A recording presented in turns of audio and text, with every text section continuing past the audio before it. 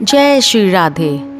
साधक अगर विचलित होने पर योग भ्रष्ट हो जाए तो उसकी आत्मा का कल्याण कैसे होगा? आइए समझते हैं। साधन करने वाले दो तरह के होते हैं, वासना रहित और वासना सहित। जिसको साधन अच्छा लगता है, जिसकी साधन में रुचि हो जाती है और जो परमात्मा की प्राप्ति का उद्देश्य बनाकर साधन में लग भी जाता है, पर अभी उसकी भोगों में वासना सर्वथा मिटी नहीं, वह अंत समय में साधन से विचलित होने पर योग भ्रष्ट हो जाता है, तो वह स्वर्ग आदि लोकों में बहुत वर्षों तक रहकर शुद्ध श्रीमानों के घर जन्म लेता है।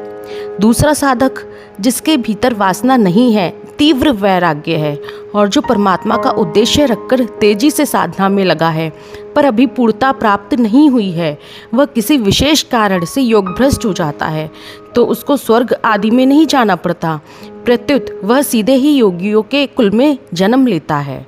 परंतु जो संसार से विरक्त होकर, संसार से सदा विमुख होकर साधन में लगा हुआ है, वह किसी भी कारण से, किसी भी परिस्थिति से तत्काल मर जाए और उसकी वृत्ति अंत समय में साधना में न रहे, तो वह भी योग भ्रष्ट हो जाता है।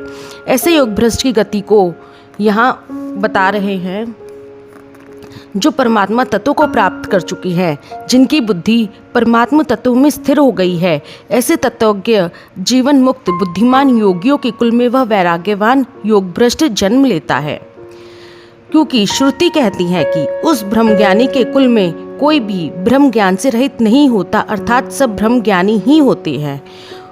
उसका यह इस प्रकार का योगियों के कुल में जन्म होना इस लोक में बहुत ही दुर्लभ है। तात्पर्य है कि शुद्ध सात्विक राजाओं के, धनवानों के और प्रसिद्ध गुणवानों के घर में जन्म होना भी दुर्लभ माना जाता है, पुण्य का फल माना जाता है। फिर तत्वज्ञ जीवन मुक्त योगी महापुरुषों के यहाँ जन्म होना तो दुर्लभतर बहुत ही दुर्लभ है, कारण कि उन योगियों के कुल में घर में स्वाभाविक ही पारमार्थिक वायुमंडल रहता है, वहाँ सांसारिक भोगों की चर्चा नहीं होती।